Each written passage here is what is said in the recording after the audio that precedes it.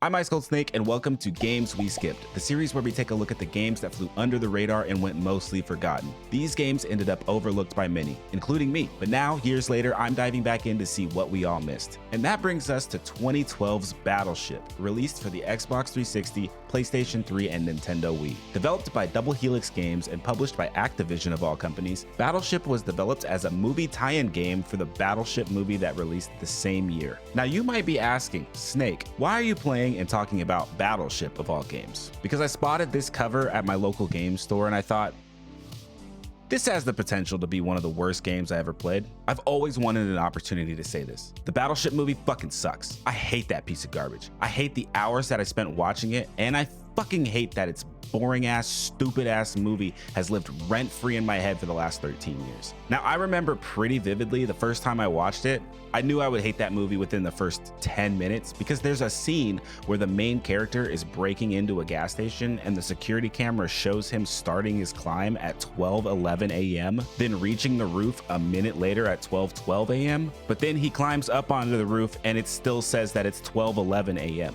Now, I know that I'm an over-analytical, obsessively compulsive, nitpicking motherfucker, but the fact that the timestamp is something that an editor put on the screen and they still fucked up the continuity always bothered me. And honestly, it's the only thing I can remember about that boring ass movie. That, and I couldn't understand a single line said by Rihanna. But at least it has Liam fucking Neeson's in it. I kid you not, Academy Award caliber, classic Neeson's. So I guess we have to quickly recap the plot of the movie since it's relevant to this game. The plot of the movie is that a bunch of nerds over at NASA send a signal to Planet G with the hope of establishing contact with extraterrestrials. It will never cease to amaze me that people are dumb enough to think that we should try to make contact with aliens, as if we're all just gonna get together for a fucking kumbaya jam sesh and pass a blunt around or some shit. If we ever find life in the universe and we give away where we are, we're all fucked. Let's just be clear, we're all fucked. One of my favorite books on the subject is Shijin Liu's The Dark Forest, the sequel to Three Body Problem. If you haven't read it yet, it's a freaking masterpiece. So of course the aliens come to Earth and they do the typical fuck shit up thing that aliens do. This time it's in Hawaii for all the beautiful scenery and to invoke and mirror the attacks on Pearl Harbor. The aliens make a force field that traps 3 ships inside, and the heroes save the day by blasting the aliens after reactivating the decommissioned USS Missouri with the help of some retired World War II vets.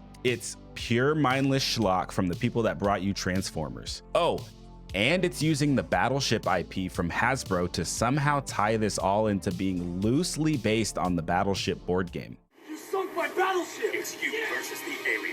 New classic Battleship Movie Edition. So Battleship the game, no, not that one. This one is a first-person shooter published by Activision and made by Double Helix Games. Double Helix is known for Silent Hill Homecoming, Front Mission Evolved, and 2 other movie tie-in games, G.I. Joe, Rise of Cobra, and Green Lantern, Rise of the Manhunters. You know, the awful Ryan Reynolds Green Lantern movie.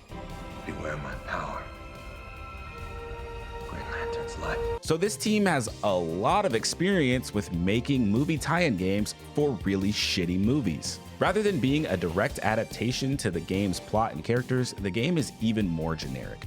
We play as Cole Mathis, an explosive ordnance disposal technician, and we're the only named character in this game. No one else has a name, except for a few of the other soldiers, but they come and go and you don't fight alongside them. And the allied soldiers don't even have faces in this game. They all wear balaclavas. Either they just didn't know how to lip sync the voices up or they were too fucking lazy.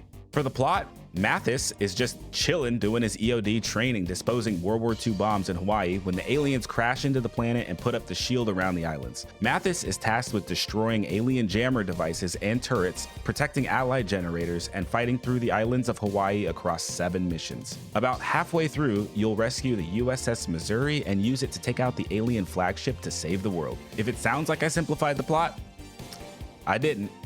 That's the whole plot.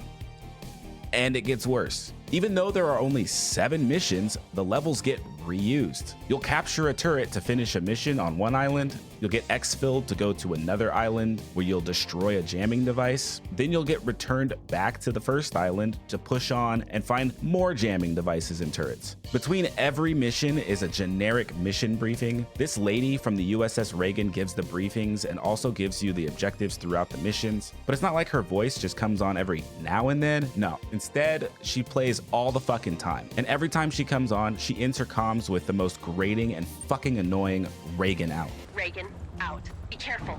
Reagan, out. Reagan, out. Reagan, out. Reagan, out. Reagan, out. As for the gameplay, it's the definition of a mindless and forgettable first-person shooter. You'll experience all the thrills of killing faceless aliens that look kind of like humans. A few larger melee aliens are in the mix, and some sniper aliens. There are only a handful of guns to speak of. There's the classic carbine, a pistol, a shotgun, and the alien weapons, a machine gun craw, and the railgun sniper. There are no weapon attachments. Hell, the only scope in the game is on the alien's railgun, so there's no snipers. You'd better get used to those iron sights. The carbine will quickly become your best friend because it's the only machine gun in the game other than the craw, but the craw has this stupid ass system where it gets more accurate the more you shoot it, meaning that you're guaranteed to waste the first 15 rounds before you hit anything. When you do finally hit an alien, they'll make very strange reactions that appear from a distance as if you've killed them. So you'll end up turning your attention to another alien, or you'll start reloading and then realize, ah shit, I still gotta kill that thing. Pairing the carbine with a shotgun is pretty much a necessity because the shotgun can stagger the charging thugs, making short work of them. So if weapon and enemy variety is what you're after, look elsewhere. And real quick, if you enjoy these kinds of videos, consider clicking the like button, subscribing for more videos, and you can support the channel by becoming a channel member for only $1 a month. You can also join my Discord community, a link is in the description below. The feeling of gameplay is as awful as you'd expect. The enemy AI is brain dead and will just stand in place while you mow them down. Guns lack feedback, and it always feels like it takes a few more shots to kill enemies than it should. But to make matters worse, I played about half the game without any muzzle flashes, explosions, or other visual effects due to a bug that just kept showing up. Prepare to come about. Reagan and I can't wait to get concentration of enemy vessels has converged. Reagan, out. In addition to the main combat loop, there is this battle command system. Pressing the left bumper pauses the action around you and takes you to a screen to control the Navy ships offshore. Get it? 'Cause Battleship.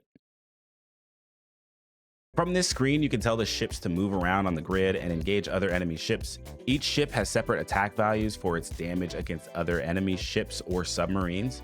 Positioning your ships on these special support squares allows them to be able to provide fire support for you on land. Hitting the D-pad while fighting on land will allow you to call in supporting fire from the ships. And what's really cool is if you're standing on the land, you can actually see the ships off in the distance, but whenever you call in the fire support from them, you don't actually see them fire. It's just an animation that comes down from the sky. These fire supports aren't useful in the slightest. Only enemies that are of any threat to you are the enemies that charge, and these supports take far too long to call in and kill the enemies.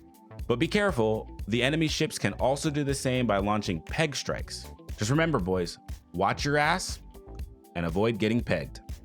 As you kill enemies on land, they'll drop these tokens called wildcards. These consumables can be used to upgrade your ships to improve armor, damage against other ships or subs, increase attack range, or repair the ship's HP. There are also these yellow wildcards that allow you to control the ship for some incredibly dull and monotonous naval combat. No matter how far away on the grid your ship is from the enemy ship, you'll hop into this battle scene where you're sailing right alongside the enemy. You can fire torpedoes, missiles, or your main cannon at the enemy. This isn't like the battle stations games, which are freaking awesome, by the way. They're so awesome that I actually made a video about battle stations midway. I'll put a link in the card up here. There's no strategy to this, there's no steering. All you're doing is aiming off the port bow of the enemy ship, and then you fire and you'll sink them. It's nothing more than a 10-second distraction from the land gameplay, but you'll need to do this to keep your ships alive since it's an easy way to thin out the enemy fleet. Eventually, you'll get the USS Missouri and you can start killing off every enemy ship with only one volley. You'll spend more time at the loading screens than you will in the combat. And again, there isn't much strategy in this system. Even on the grid view, you tell your ships to move around and attack enemies and you wait, or you take control and you do it yourself. Now you might be thinking that you'll just choose to skip over this system because obviously it sucks, but nope, fuck you. You get to experience this boring, pointless shit over and over again, whether you like it or not. The mission objectives will eventually become using your ships to eliminate the enemy fleet or secure certain naval positions. At the end of most of the missions, you'll be forced to defend against wave after wave of enemy dropships while waiting for your fleet to eliminate the enemy ships. The final mission is by far the worst for this, since you have to eliminate the flagship shields, then position the Missouri to a specific spot to be able to deal any damage. And if the Missouri doesn't get into position in time, the flagship shields will regenerate. All the while, you're just sitting on land with your thumb up your ass, defending against never-ending waves of enemies. And for what's pretty common in these scenarios, your allied troops will either die or they just kind of fucking disappear and you're left on your own. Luckily, all the enemies drop wild cards to help your ship's effectiveness, but it's a meaningless gesture. It's just fucking pointless. You kill an enemy, you pick up a wild card, you kill off another ship, you wait, you do it all over again. You do it for like 10 minutes until finally the mission ends. So after a war of attrition and a mountain of fucking patience, you can take down the flagship. This takes down the shield bubble around the islands and the game ends. And that's it. Game's over. I didn't leave anything out. That's the whole fucking game. You jump around between a couple of islands, destroying jamming devices, destroying turrets, capturing objectives, doing shit with your naval ships. Then the game just ends. USS Reagan is in the game a lot. They talk about it a lot. The final mission, you can see it on the grid view. It's right there. It does nothing. It waits until you kill the flagship off, and then they launch airplanes to go destroy the flagship. You don't even get to control the USS Reagan. And to make things worse, the entire total runtime, including all of my deaths, was 3 hours. I finished the entire game in one sitting. At least it makes finding all of my footage a lot easier. There's no multiplayer modes to speak of. There's no arcade, no other modes, nothing else to do. There are some collectibles in the game, but they don't unlock anything extra, nothing to look at, nothing to read, nothing. There's no lore or other tie-ins to the movie. You won't learn shit about the aliens or what they plan to do. There's no references to the movie's characters or the events. There's no Riri, and there's no Liam fucking Neesons. And for all of this, they charged $60 fucking dollars. Usually I'd cover review scores and what the critics thought about the game, but why would I waste my time? Helen Keller would be more qualified to critique this game than any of the repressed theater kids that are now game journalists over at IGN or GameSpot. Your gut told you to skip this game because there's no way a game based off a movie would be any good, let alone a game based off of a movie that's just a Transformers ripoff. But I put myself through the pain and suffering so that you don't have to. But at least I get to cash in a bonus offer for some eMovie cash. And I get to get $10 of value as long as I do it before June 17th of 2012.